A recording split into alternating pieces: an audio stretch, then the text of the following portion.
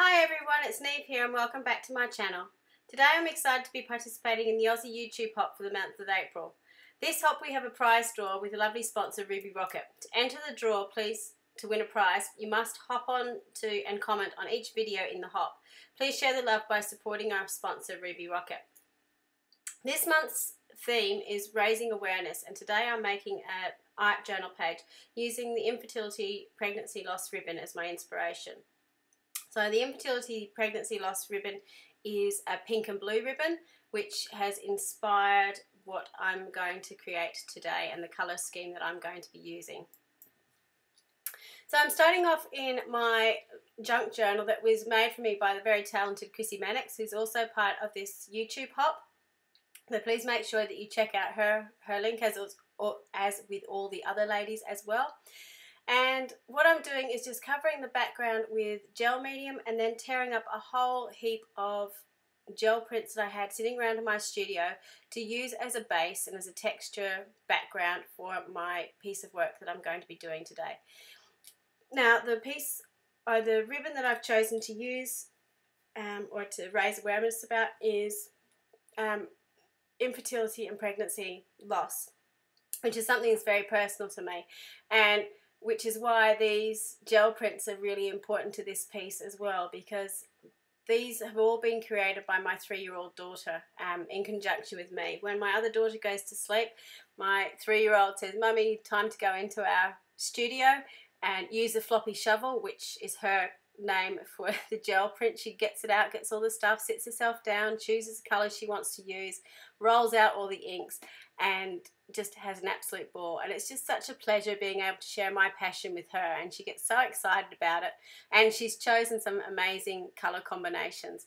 Now I've chosen the pinks and the blues in particular because they are the colours of the infertility pregnancy loss ribbon, so it sort of ties in really nicely. Now all I'm doing is going in with some watercolours. These are the Jane Davenport Brights watercolours, but any will work. I just really love the bright colours in this. And just adding in some colours over the background, sort of some rainbow colours, sort of to tie it all in together as much as you can with a random selection of colours. I'm not really concerned if I'm going over the gel printed pieces, because the acrylic paint sort of resists where the watercolor is going, and it's just to add some interest to the background. And I also like the fact, again, in sort of thinking about the whole piece as a whole, and this is a very subconscious thing, I was coming back and looking at it afterwards, but sort of the rainbow colors in the background, thinking about sort of the rainbow babies that come after a loss. So once I've finished, I'm just using my heat gun to dry off my watercolor paints. And I'll also go in with some paper towel just to dab off any extra paint that's sitting there, because I'm really, really impatient.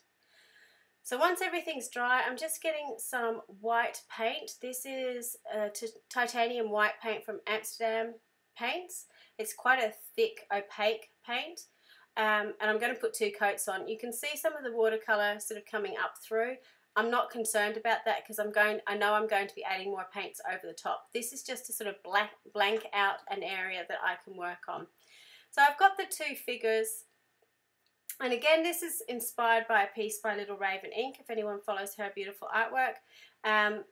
There was a piece that she did and it really spoke to me, and it was sort of she calls all her characters little monsters. I don't think they're little monsters at all, but they're weird and quirky, and they just really appeal to me and how they look.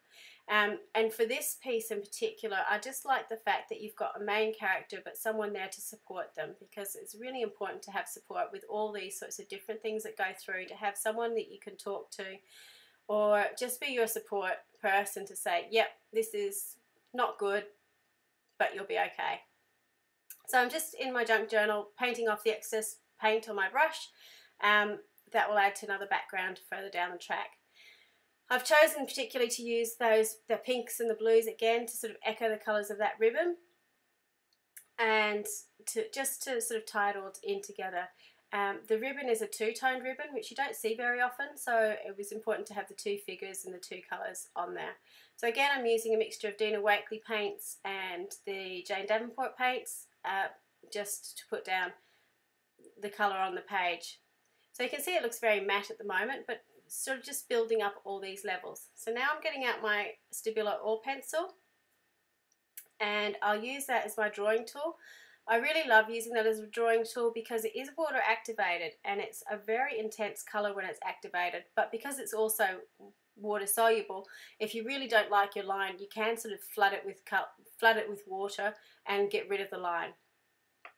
So I'm just sort of doing an alternate sort of faces. One's going to be a blue face, one's going to be a pinky red face, and just doing a really wacky looking face. So the eyes are a circle shape with a leaf shape inside, and then just the pupils drawn in, triangle nose, a straight line for a mouth. Really, really simple.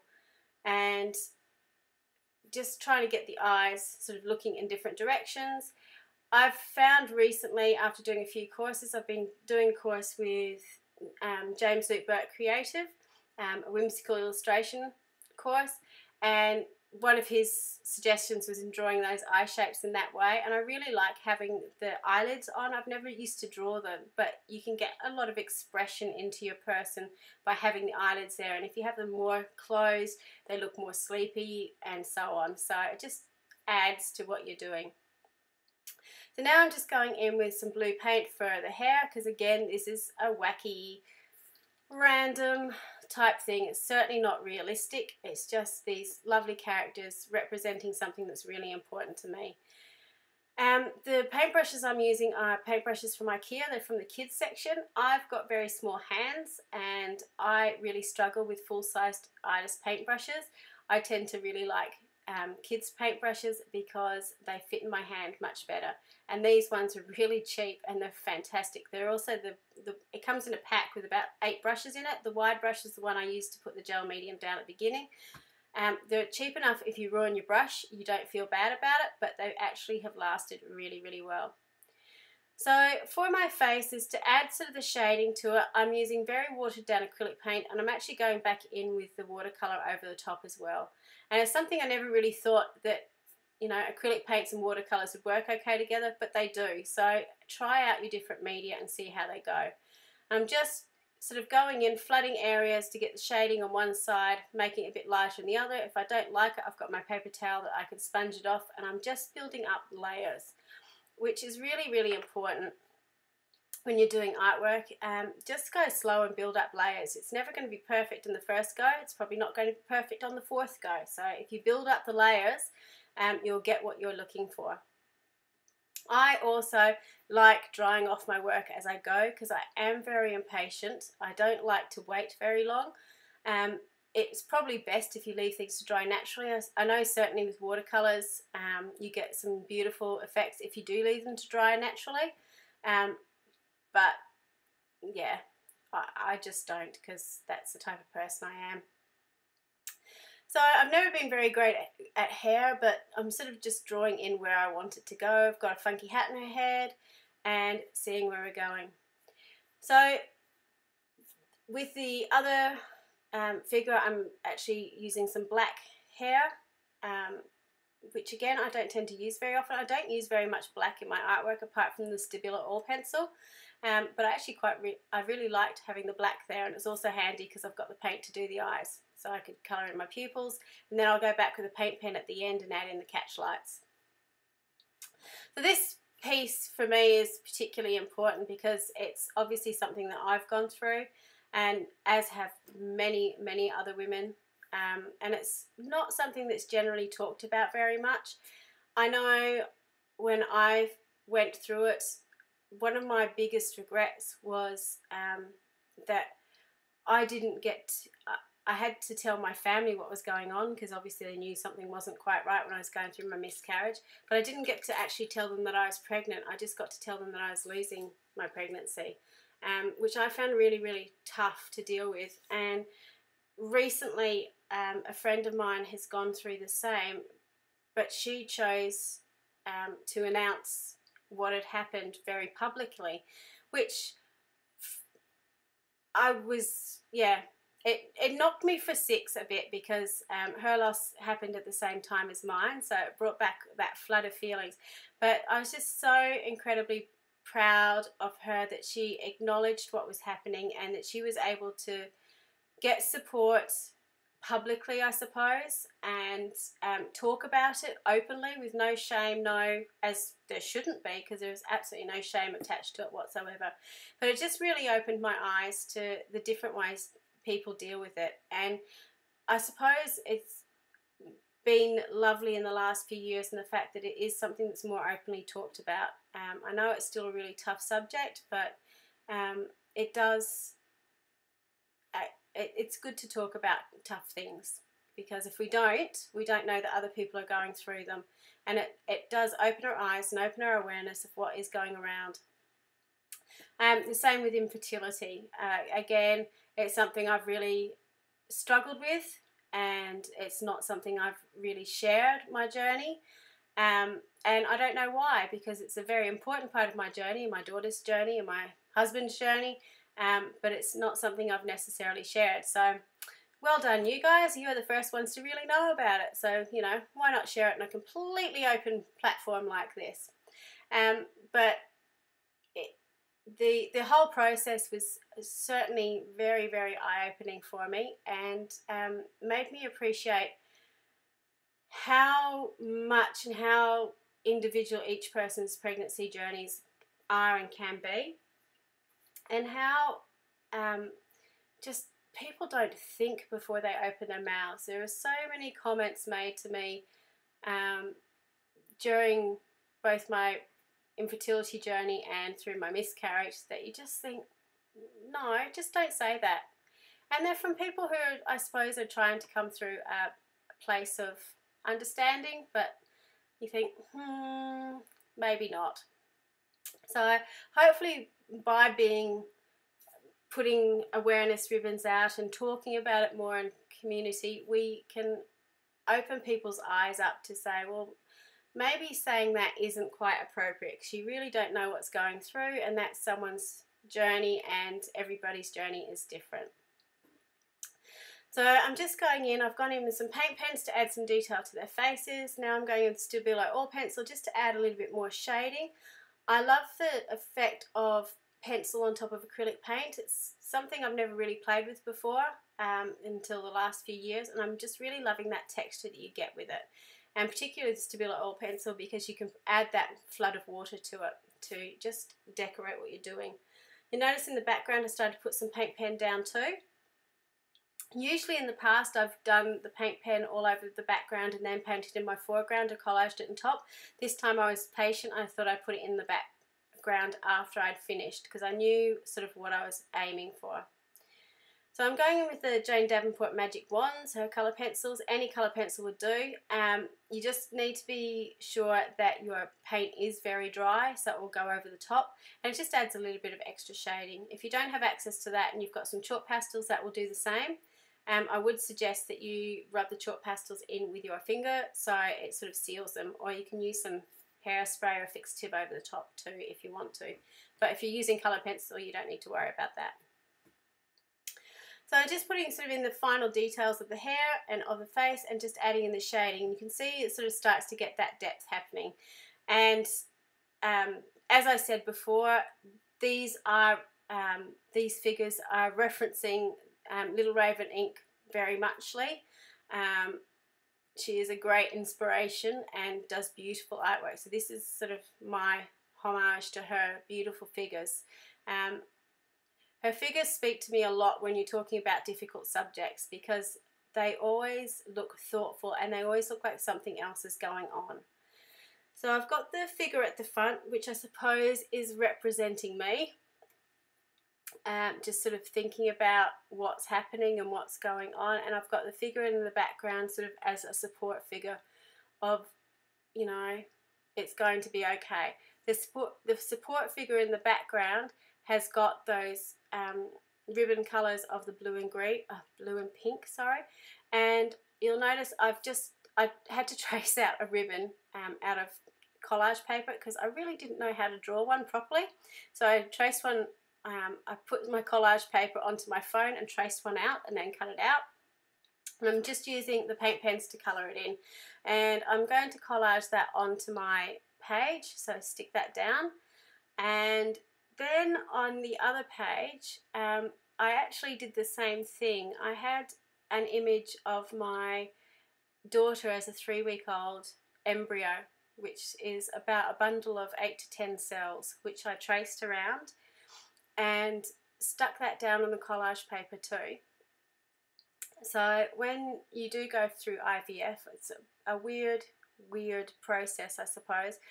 But the one thing is you get to see your baby from a bundle of cells right through to a baby, which is something I suppose that a lot of people don't actually get to see. They see the first ultrasounds of a peanut shape or a baby shape, but they don't actually get to see the very beginnings of life.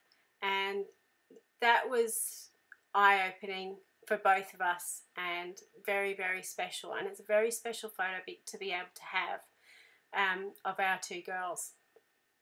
So I've got the bundle there, and I've drawn a circle around it, so that's kind of like being in the womb, and it represents not only that transfer happening, but during the IVF process a number of eggs are collected, and not all are used and not all develop. So that's what those cells individually represent for me. So I'm just going in with the ribbon and just adding a little bit more shading, adding some shading to those cells so they sort of stand out a little bit more, making that circle come out a little bit, and again going over with those pinks and blues colours. They're very, very subtle.